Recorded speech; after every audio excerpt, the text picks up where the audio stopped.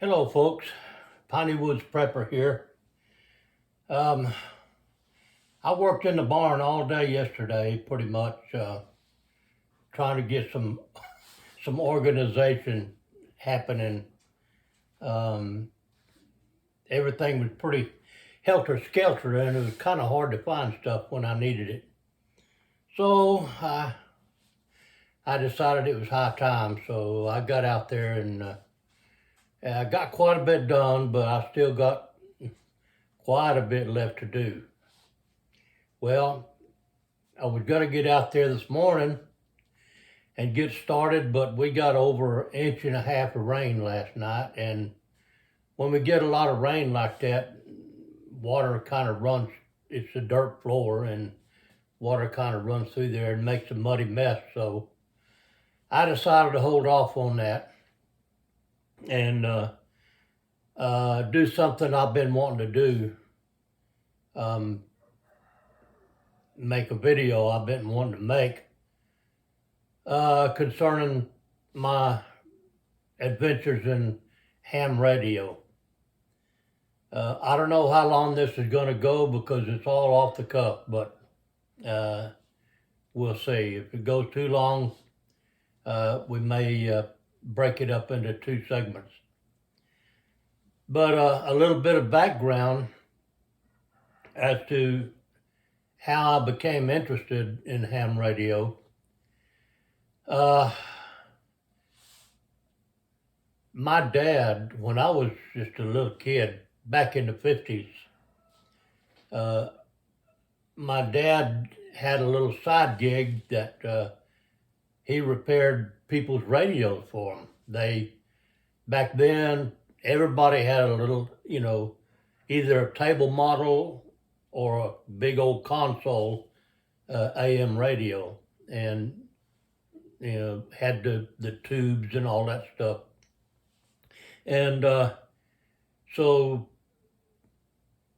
back then, when something broke, instead of throwing it away and go buying a new one like we do today, they would try to get it repaired. And Dad was pretty sharp at it, so he fixed folks' radios for them. And I'd sit there at the bench and watch him work, and I'd giggle a little bit when he'd get shocked. And but I guess just a side of him checking everything out and replacing parts and smelling that hot solder and everything just was kind of, I guess it got in my blood. And I was always interested in radios at that time. So fast forward a couple of years, maybe 3-4 years. I was out in the garage. I don't know why, but I was just looking around at stuff up on the shelves, and there was this big trunk up on the shelf, and I wondered what was in it. So I got it down and opened it up, and lo and behold, there were all these electronics or electrical parts. It turned out that it was my dad had taken a electronics course, mail order type course, and they would send him ever so often. They would send him a kit to put together, and but he never he never put the kits together. He just took the course, and so when he got home from work that afternoon, I asked him, "Dad, can I put those kits together?" And he said, "Well, yeah." So I started going through them, and there was what I can remember. There was a tube tester, a signal generator, uh, a voltmeter, a volt ohm meter, and just a little old AM radio. Might have been another one or two things, but those were the main ones. And so, of course, they had explicit directions, so it was hard to mess it up. Only thing you had to make good solder joints and the mechanical type things. So I put them together and everything worked with one exception. My tube tester, and I used that thing for several years, and the signal generator and the voltmeter, of course, they all work great. And but the only thing that didn't work was the AM radio, and I don't know, to this day I don't know what I did, but when I turned it on, powered it up and turned it on, uh, all I got was smoke. so so one failure out of all of them, I don't feel too bad about that. But like I say, just that kind of stuff was just in my blood. I've always enjoyed it, and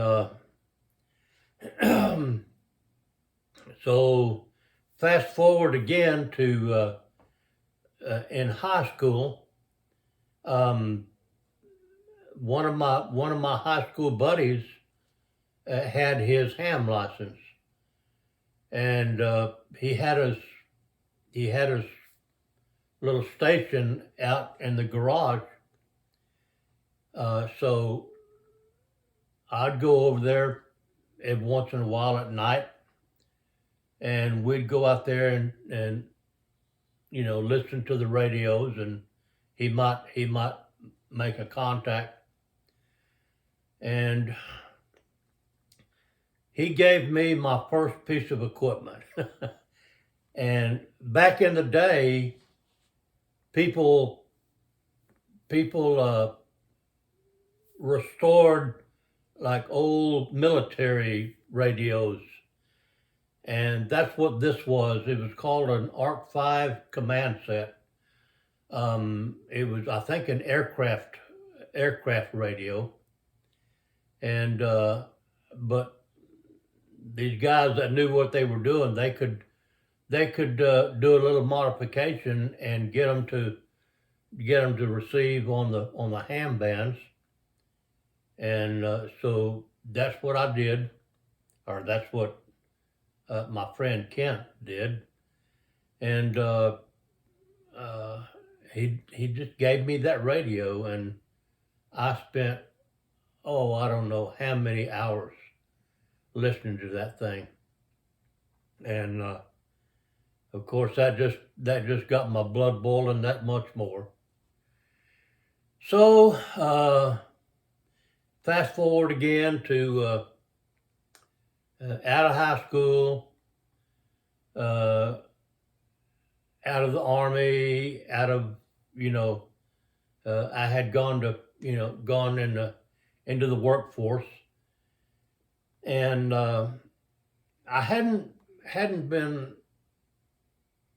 I don't think I'd been out of the Army more than maybe a year or two when the phone rang one day, and it was one of my old school teachers, and he asked me. He said, "Don, weren't you interested in ham radio?" I said, "Yes, sir." And he said, "Well, I've been thinking about trying to get my license, my ham license." He said, "So why don't we work together? Let's study together and get our license."